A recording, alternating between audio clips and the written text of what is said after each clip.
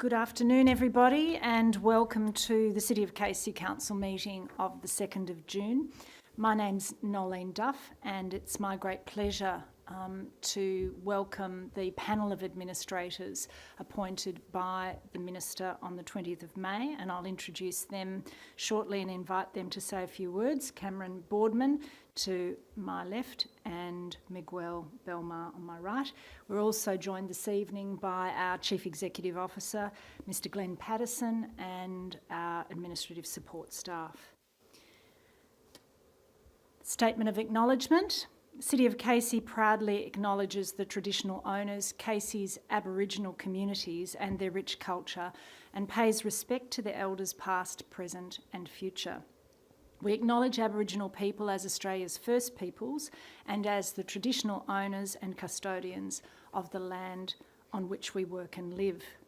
And I wanted to add to this week, because it is National Reconciliation Week, which runs from the 27th of May until the 3rd of June. And this year's theme is In This Together. It's a very prominent theme at the moment. These dates remain the same each year and commemorate two significant milestones in the reconciliation journey: the successful 1967 referendum and the High Court Mabo decision, respectively. This year's theme is here to remind us that whether in crisis or reconciliation, we are all in this together. The City of Casey is committed to reconciliation, building stronger relationships with our Aboriginal community, strengthening connections and partnerships that are underpinned by self-determination.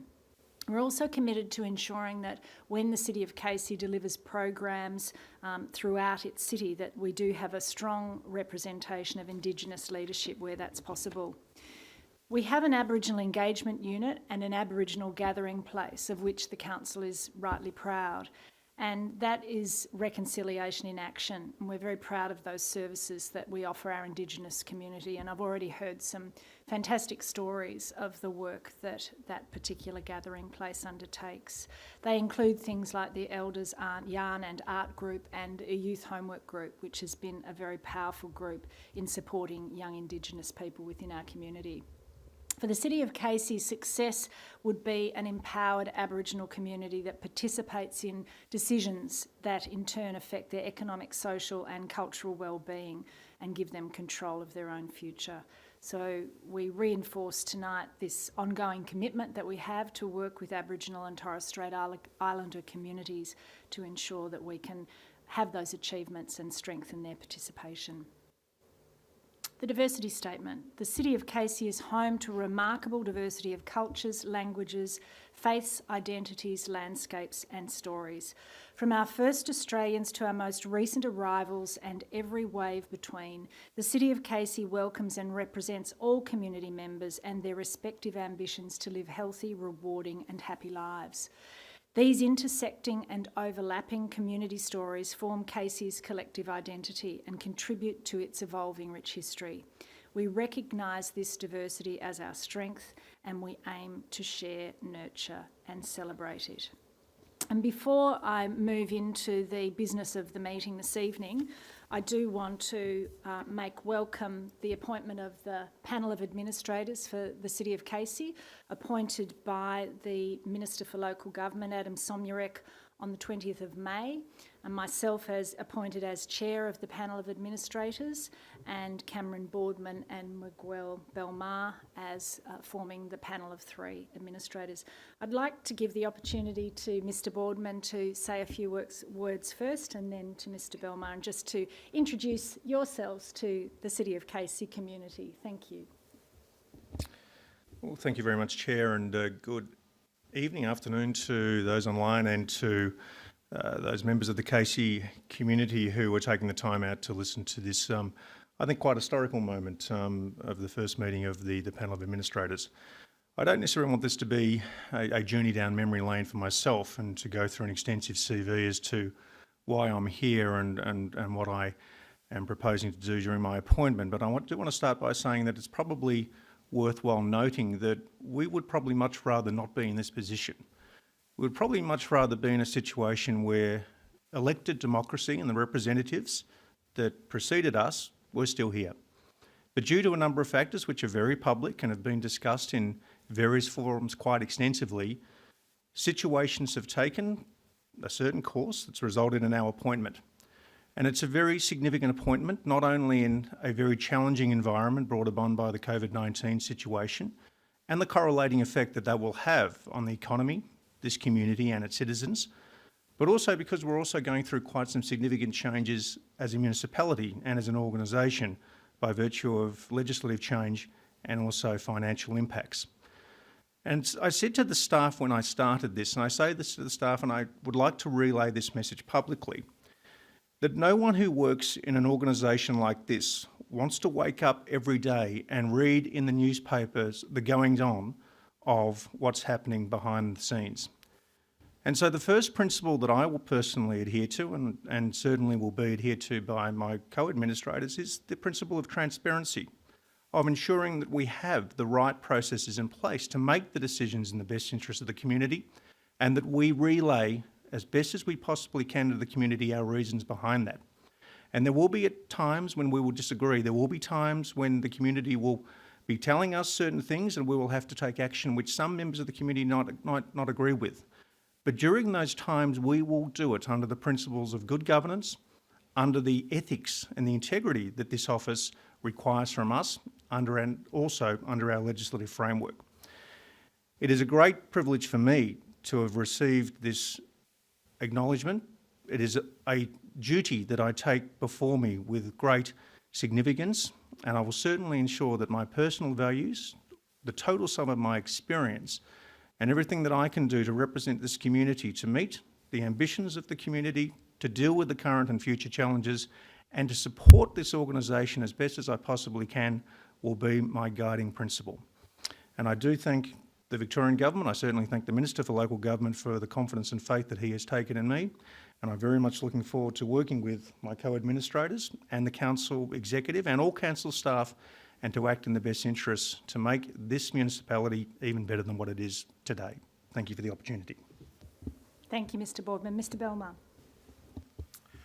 Thank you, Madam Chair.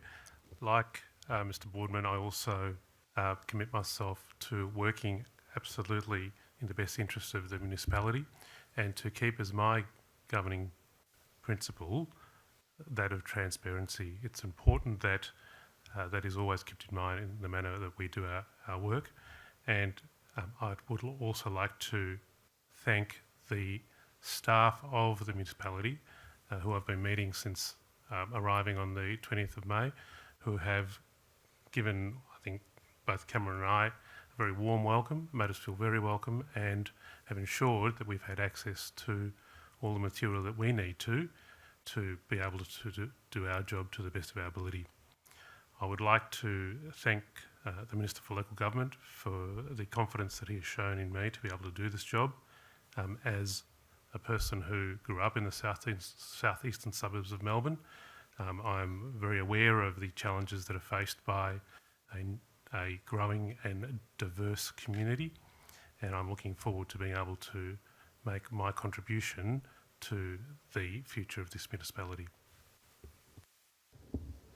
Thank you, and if I can just take the opportunity to add to Mr Boardman and Mr Belmar's comments and say I too am delighted that I'm in a position to be able to continue and play the role as chair of the panel.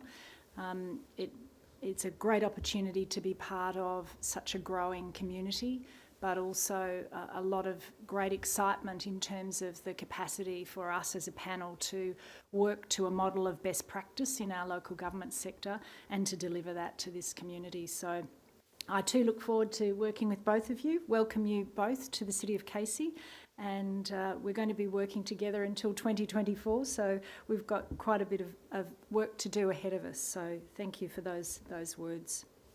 I now move on to the business of the meeting, the confirmation of the minutes, and as the only person at the meeting on the 19th of May, I do confirm the minutes of the council meeting of the 19th of May.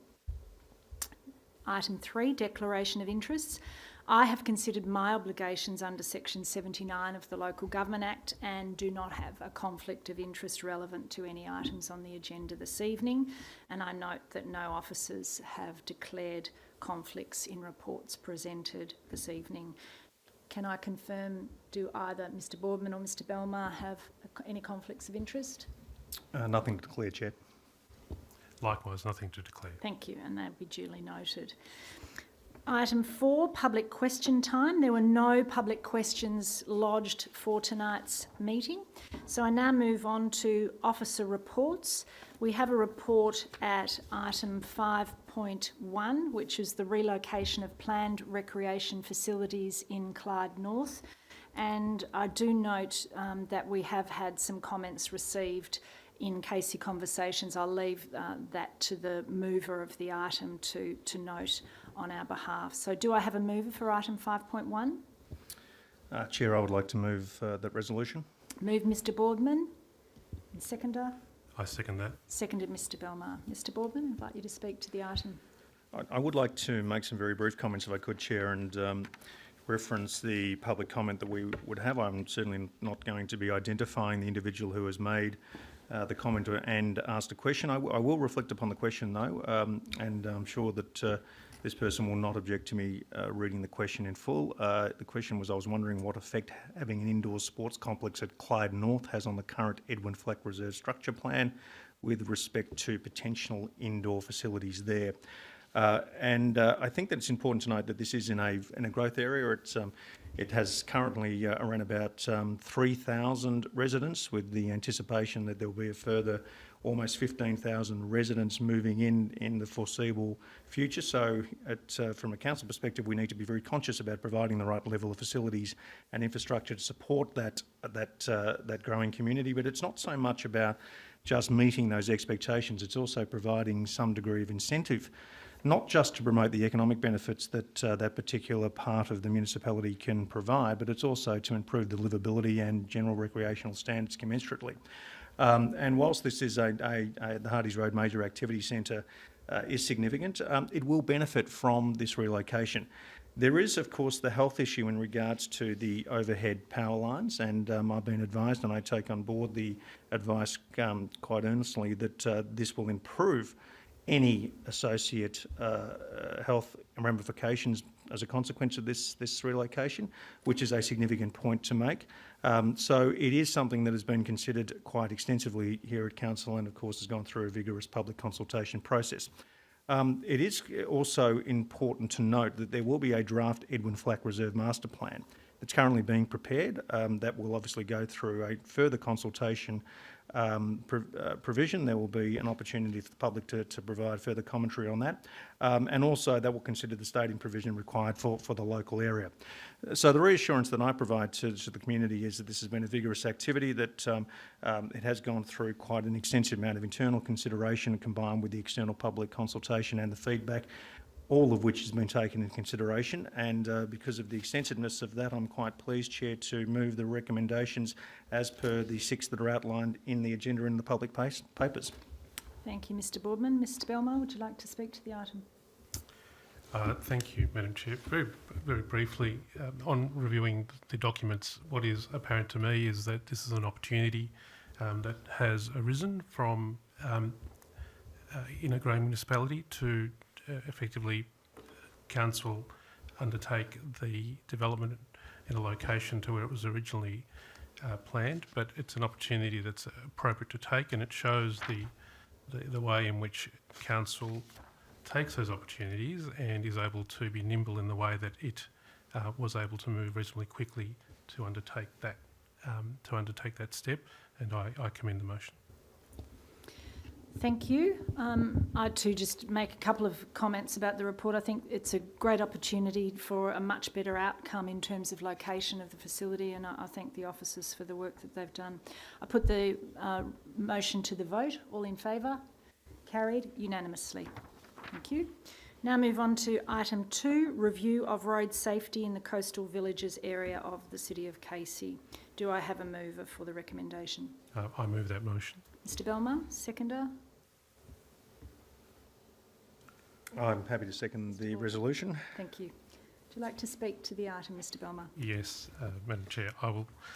This item arises from a notice of motion at a council meeting in September 2019, And the focus of this review is a number of roads in the area referred to as the coastal villages towns of Warneet, Blindbite, Cannons Creek and Tooradin roads, and also to review safety measures implemented by Vic Roads on the backs of Tooradin Road in Pearstow, and also to undertake a review of road safety on the, as I refer to as the Tyabb Tooradin Road. On my review of the documents, what this shows is the excellent work that's been done by officers in being able to communicate with local members of parliament and also with the local transport authorities, and to arrive at a examination of measures which can improve road safety. The one that is of, they're obviously all important, but the one that is interesting is the review relevant specifically to the South Gippsland Highway through Tooradin, which found that it is appropriate that there be a reduction in the speed limit in the service lane. And what that shows is that when matters are brought before council that relate specifically to road safety, they're acted upon, the appropriate work is done, and that a motion like this can be brought forward for consideration, and I commend it. Thank you, Mr Belmar. Would you like to speak to the item? Mr Boardman. Just very briefly, Chair, I do notice that this strategy does complement the current capital works that are ongoing on Baxter Tooradin Road as it connects to the South Gippsland Highway, particularly the safety barrier upgrades and other improvements that have been made down there. And I think it's important that the resolution of the past council is acknowledged, and it does go to our commitment that whilst there has been a number of changes recently that we've alluded to, business that remains outstanding that certainly of this nature, a pressing community interest basis, will be considered by this panel of administrators, and it's important to put on the record that it is not simply a discontinuing of some of these very valuable and significant initiatives that commenced under the previous administration. But I do thank Administrator Belmer for his comments, and I'm pleased to second the motion. Thank you. So I'll put the motion to the vote. All in favour? Carried unanimously. And once again, thank you. It's quite a comprehensive and detailed report. Now move on to item 5.3, the Urban Rural Interface Design Guide. Do I have a mover for the recommendation? Yes, I move that. Thank you, Mr Belmar. Seconder? I'm pleased to second. Mr Boardman. Mr Belmar, would you like to speak to the report? Yes, I will speak to that. On reviewing these papers, it's important to note that this design guide is a part of continuing work that's undertaken by the Planning Department, and if I can refer to the summary, the draft KC Southern Urban Rural Interface Design Guide provides design guidance for future developments along the southern urban growth boundary of Casey. The guide will form part of Council's advocacy for future planning and development of these areas. Now, it's important to note that the urban growth boundary has moved 4 times over the last 10 years in the city of Casey, and what this design guide will do is give the strategic tool for both developers and for council's officers, so for the community to understand what is the expectation of design in on the urban growth boundary in the part that this guideline will apply to. Now, it's important also to understand that what the guide is, referring to the guide itself, is a design guide for the future development along the southern urban growth boundary of Casey. It's a technical document that provides a series of design principles and options which will influence the future precinct structure planning in these areas. And it's an advocacy tool that will help inform the implementation of the vision for the remaining growth areas in 2019.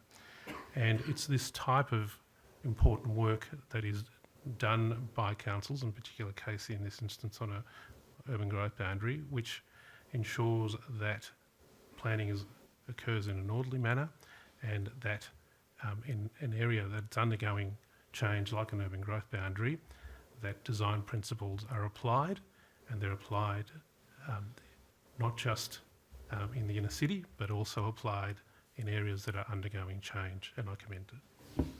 Thank you. Mr Boardman, would you like to speak to the item 5.3? Thank you, Chair. I think we all as Administrator acknowledge the extraordinarily high quality nature of this work. It was one of the first issues that we were briefed on as part of our induction, and I think it showed not just the initiative and the capability of this organisation, but certainly the willingness on behalf of Council to provide clarity and some certainty around planning guidelines to not only give that clarification in the community sense on what a future provision from amenity and other requirements may look like, but also from a developmental sense to ensure that we aren't creating a buttress for our own back by having all of these aspects dealt with through planning applications. We will probably like to front load as much as we can with the certainty and the clarification and the confidence around these guidelines. And I think all three of us were very impressed by the quality of this work, and it is a delight to second it and to have this on the record and to hopefully provide a reference and inform future applications. Thank you. I concur with both the comments that you've made. I think it is a very important piece of work, and it's a somewhat undervalued strategic planning work that is so important in growth areas. So I commend the comments you've made. So I put the motion to the vote. All in favour? Carried unanimously.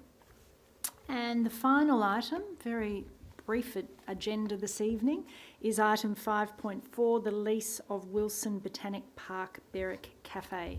Do I have a mover for the recommendation? Mr Boardman? I'm delighted to move that. And seconded? I second that. Mr Belmar. Does Mr Boardman speak to the item?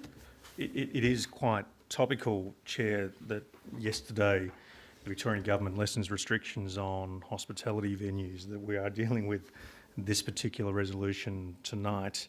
It does show that there has been some significant community interest in having some recreational and hospitality facilities at the Wilson Botanic Park in Berwick, and that whilst we now find ourselves in hopefully a continually improving and evolving situation of further lessening the restrictions on hospitality and other associated venues, that we can actually get underway and go to market, seek some expressions of interest, and hopefully appoint a constructor and an operator for future years so the community can enjoy such a facility. It certainly won't happen probably in the current situation of restrictions. We would hope by the time it does, those restrictions will be completely lifted, and people who visit Wilson Botanic Park will have the opportunity of enjoying the facility. There is some conceptual plans that have been developed and have been part of the public exhibition through the council papers. They are conceptual. We will obviously go to market to seek some further refinements of that, and we'll come back to council to make a final decision, but it is an example of trying to improve the amenity to create further economic activity for the municipality, and to do so where there seems to be quite a strong evidence of community demand around such a facility. So it is a delight to move this proposed resolution. Thank you. Mr Belmar, would you like to speak to the item? Yes, I second the motion, and note that, as Mr Boardman has pointed out, that this is really a matter of a response to a matter raised by the community for community need for a food and beverage opportunity in that park, and I hope that going forward, post-COVID, it's a sort of undertaking that shows that opportunities for business are open, and that those opportunities exist in this municipality, and that council will work with developers for those opportunities to be taken up. And I'd also note that as part of making this a livable city, the option of being able to grab a sandwich and a cup of coffee in a park without having to hop in the car and drive to a venue is exactly the sort of co-location that council should be working towards. Thank you, Mr Belmar. So put that motion to the vote. All in favour? Carried unanimously. So that's the conclusion of officer reports this evening. Item 6, consideration of reports of committees. And again, I note the record of Assembly of Councillors as listed in the agenda papers, having been the only participant. Item 7, petitions. There are no petitions received for this council meeting. Item 8, urgent business. There's no urgent business items received for this council meeting. So the last duty I have this evening is at item 9 to close the council meeting, to say thank you for the participation of the panel in our first meeting as a panel together this evening, and look forward to hearing from you all in the future at our next council meeting. Good evening and thank you. Thank you.